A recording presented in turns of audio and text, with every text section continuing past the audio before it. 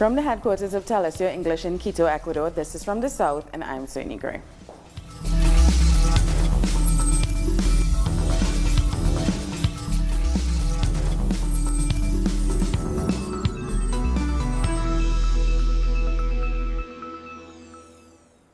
FARC's former chief negotiator Ivan Marquez announced that he will not take his seat as senator. In a public letter, the member of the Alternative Revolutionary Force of the Commons Party, or FARC, said he made this decision to reject the arrest of former FARC member Jesus Santrich, the modifications of the peace agreement, and the lack of guarantees for them to fully participate in politics. The FARC was given 10 seats in the Senate after signing a peace deal with the government. Today a letter was sent by our colleague Ivan. We respect his position. We are going to have a meeting later with the political council and we are going to deal with this topic. If our colleague decides not to accept, we will talk on how to replace that seat. Who is going to take over? It's a topic of discussion and we also are going to talk about it with Ivan. And a topic that will be discussed in the political council meeting.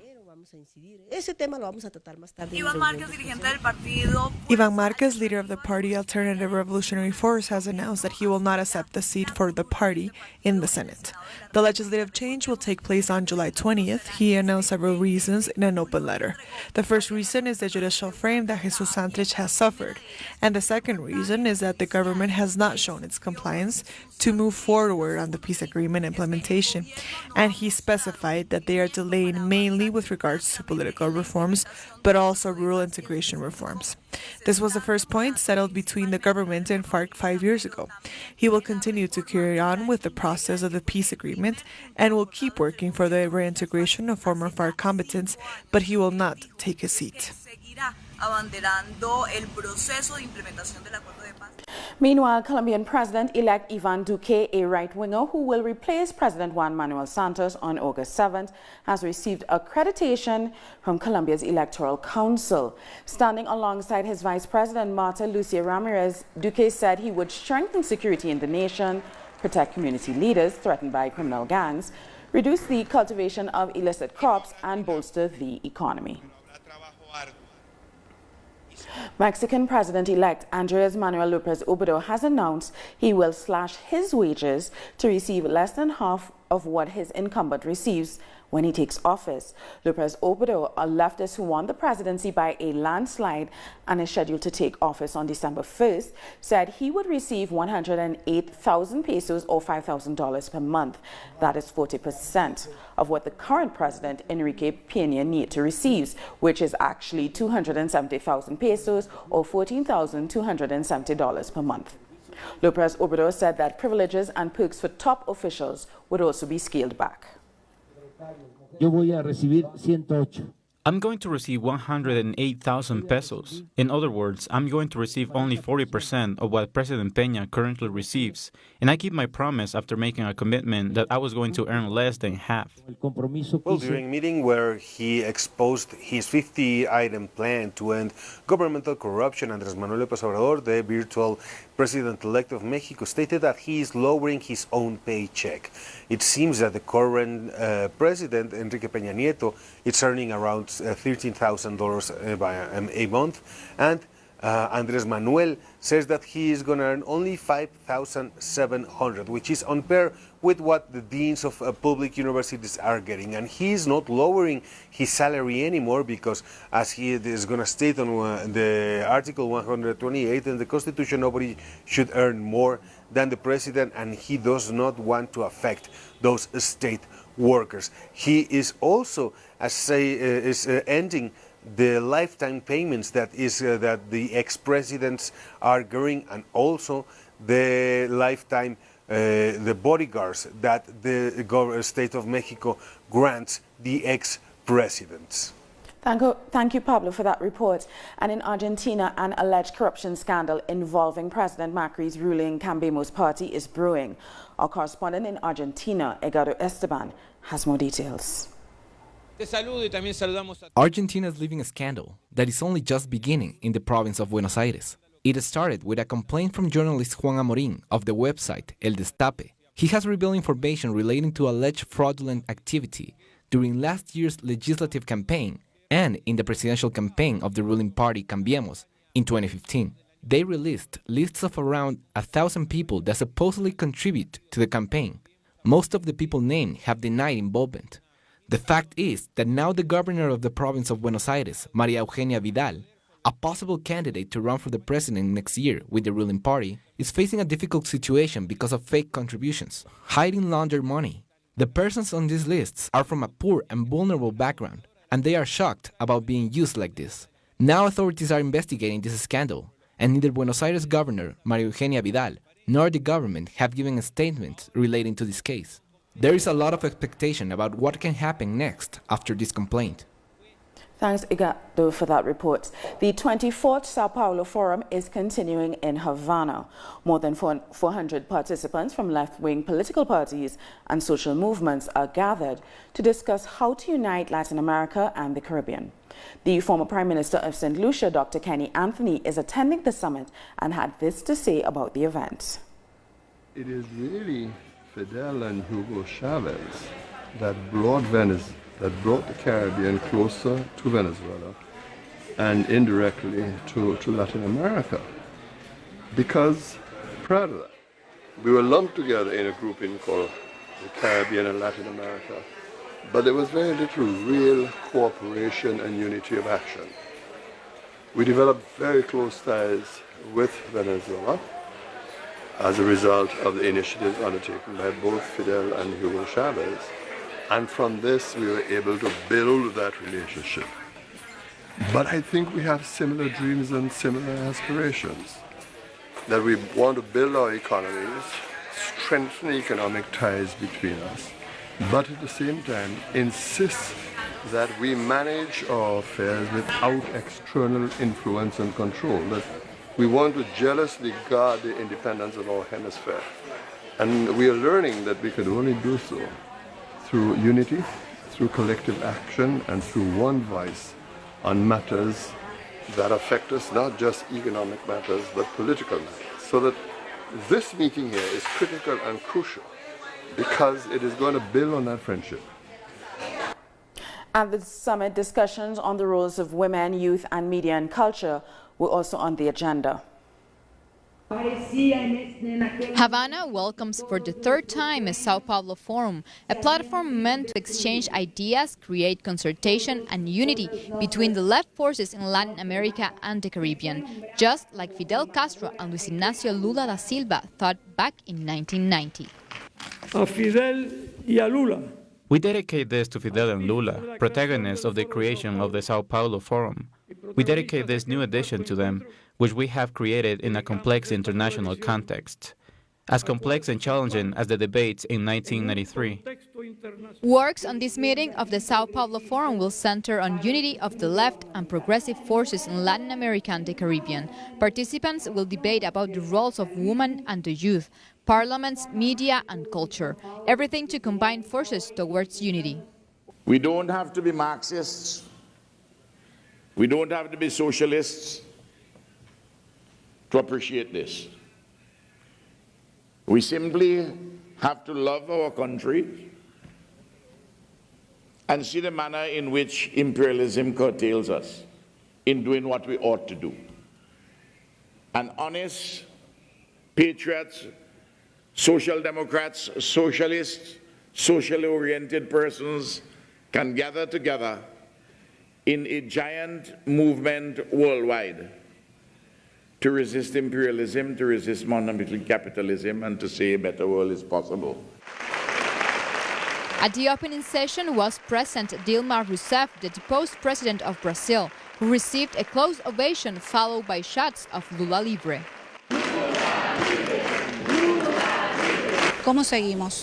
How are we going to continue? How are we going to organize ourselves in the face of this imperialist offensive? We feel that we have a huge challenge in front of us. We just have to keep moving forward. Plan ahead and above all, remember that who we work for is the poor of our countries.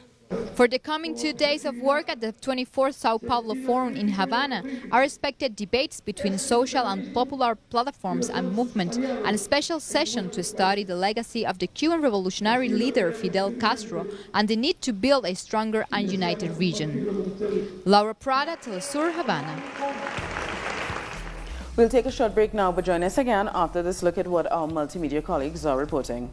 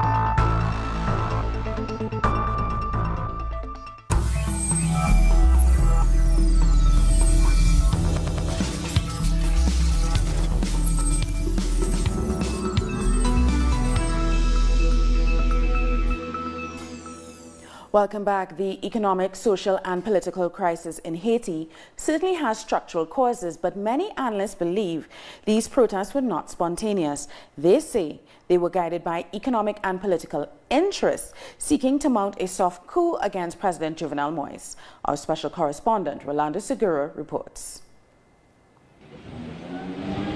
Behind the apparent calm, Haiti is in a state of permanent turmoil. It's trying to overcome another crisis, which reveals its historic dilemma. The slaves are in the streets. The slaves have no houses, they have no luxuries. Our only luxury is to take to the streets to demand social programs, food and jobs, so we can become human beings. According to this account, the announcement of a 50% increase in fuel prices was the straw that broke the camel's back. Nothing was saved, nothing. Everything was burnt. Now we are cleaning up the rubble because they didn't burn the inside of this shop. All the merchandise was lost. Scenes like this were common. Some shops totally destroyed, next to other buildings left intact. The mega radio station, the only one to broadcast live what was happening, was a witness to this. Some places were attacked more than others. For example, in Pensionville, a commercial district, the hotels were attacked, along with the stores where people get their food. Given the apparently selective looting and burning, some believe the protest was far from being spontaneous. According to the police, among those arrested for looting were some linked to sectors of the opposition and equipped for attacks.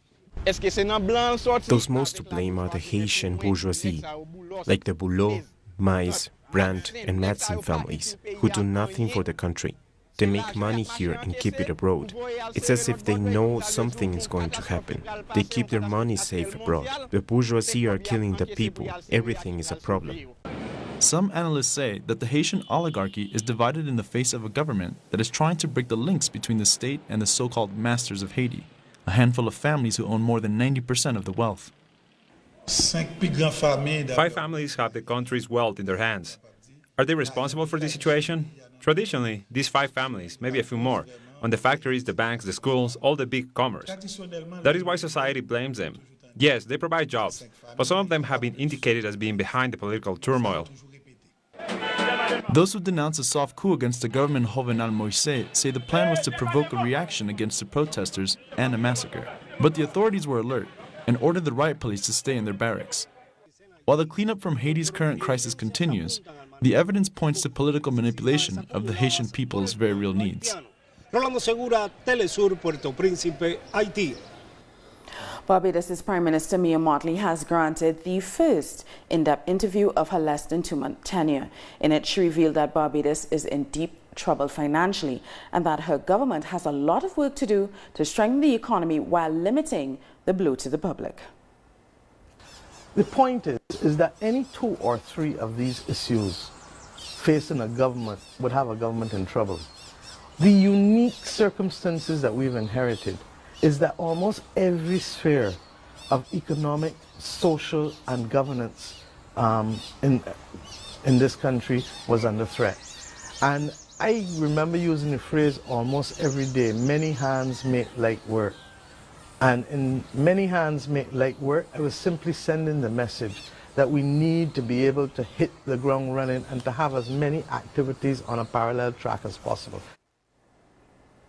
There are costumes and soca on the streets of St. Lucia on Monday and Tuesday as the island celebrates Carnival. And this year there's much to celebrate with record numbers of stayovers of tourists for the annual festival.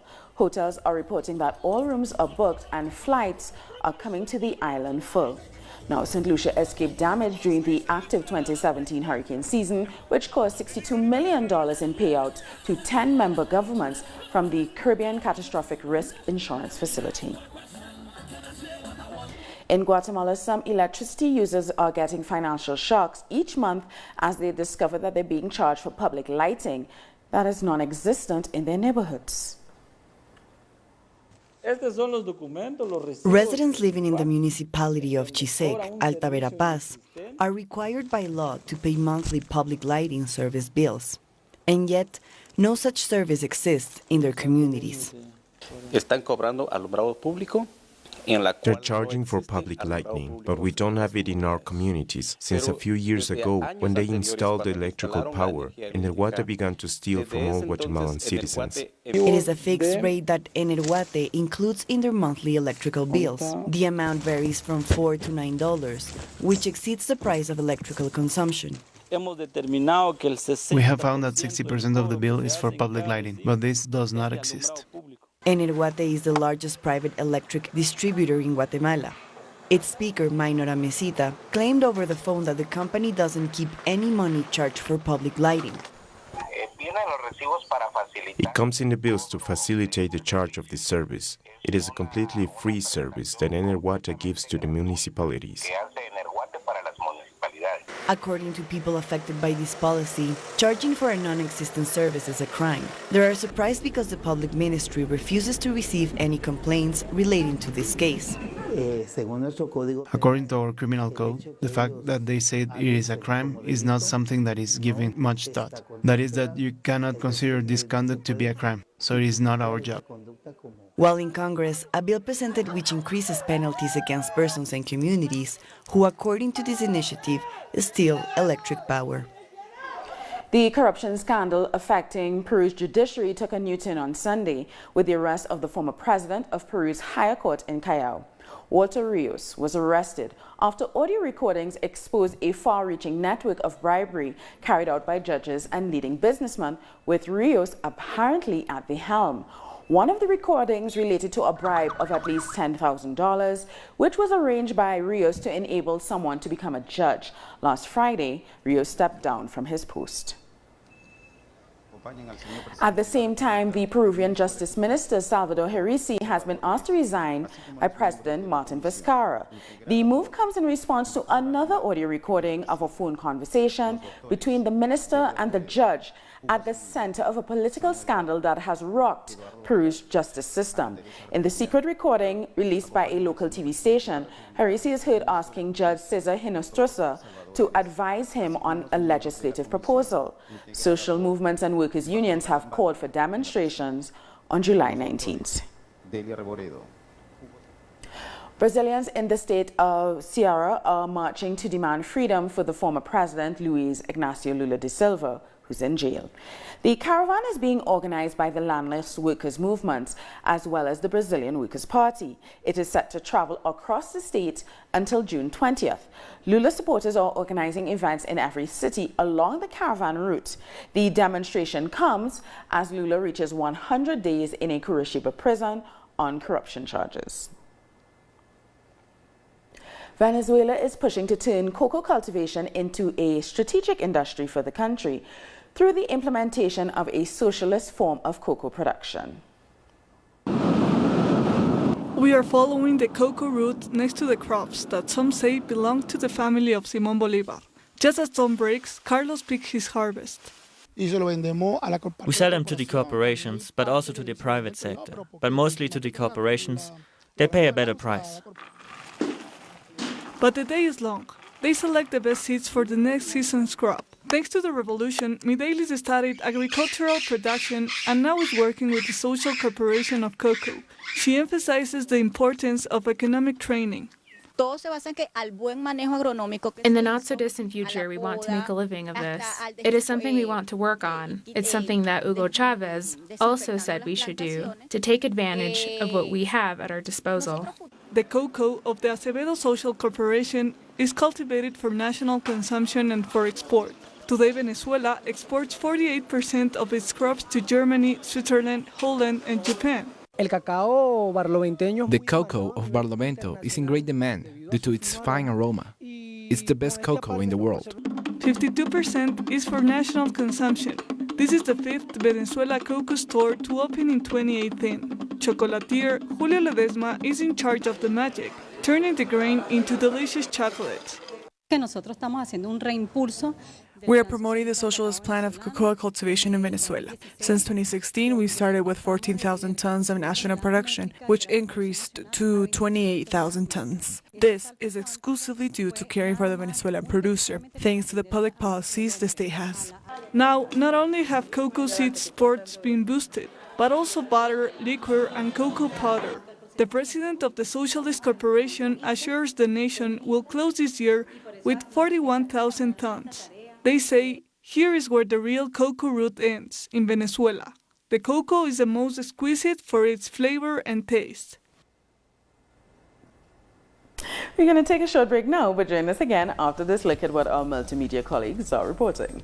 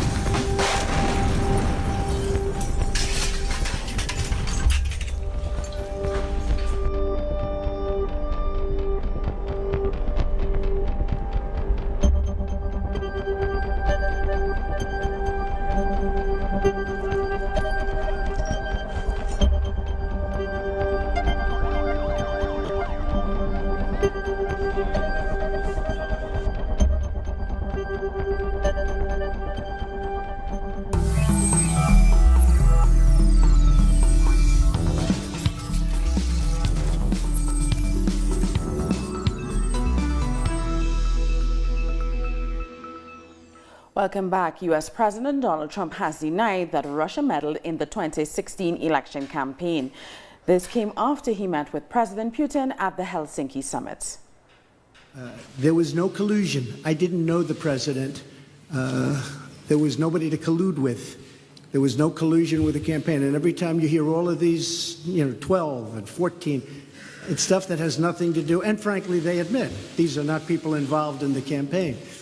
But to the average reader out there, they're saying, well, maybe that does. It doesn't.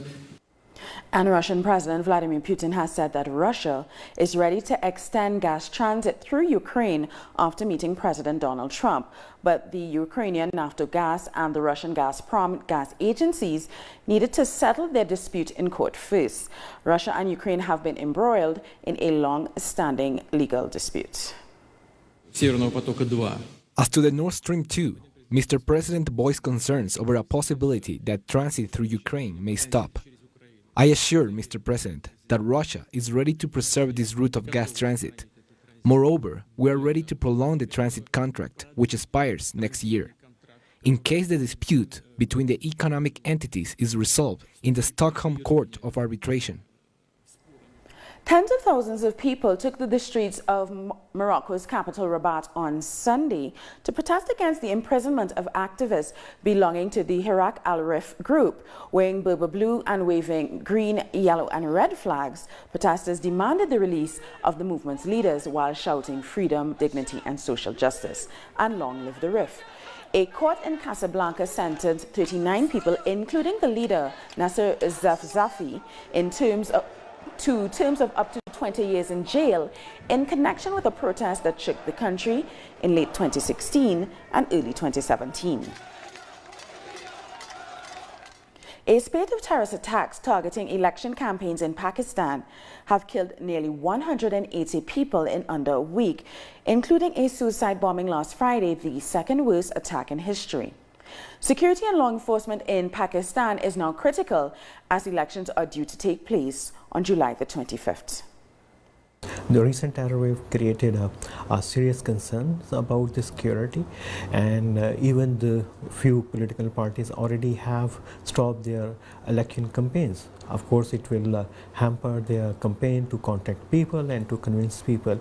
And this is happening again in Khyber Pakhtunkhwa and Balochistan province.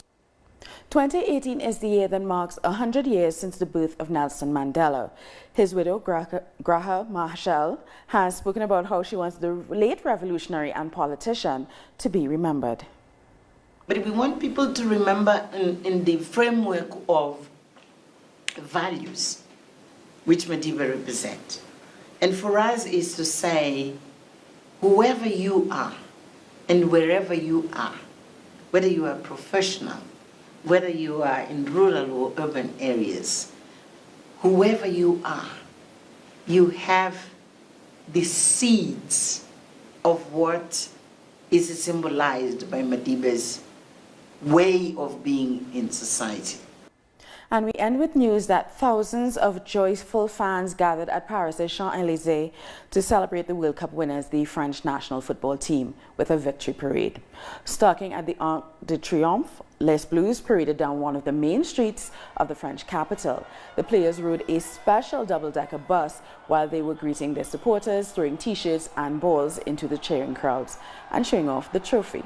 Several aircraft dispersed the colors of the French flag in the sky overhead.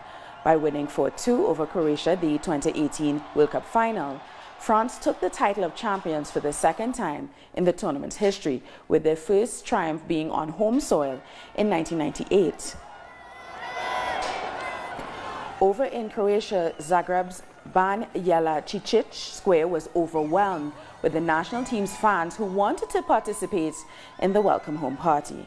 According to police authorities, around 550,000 fans lined up along the route of the open bus tour, which took the team from Zagreb's Franjo Tudman Airport to Ban Jelačić Square. The runner-up medal at the 2018 World Cup is the highest achievement in Croatian national football history. And that's how we end this newscast. For these and many other stories, you can find them on our website at tellusyourtv.net/English. And you can also join us on social media, Facebook, Twitter, and Instagram. For Tell Us Your English, I'm Suni Gray. Thank you so much for watching.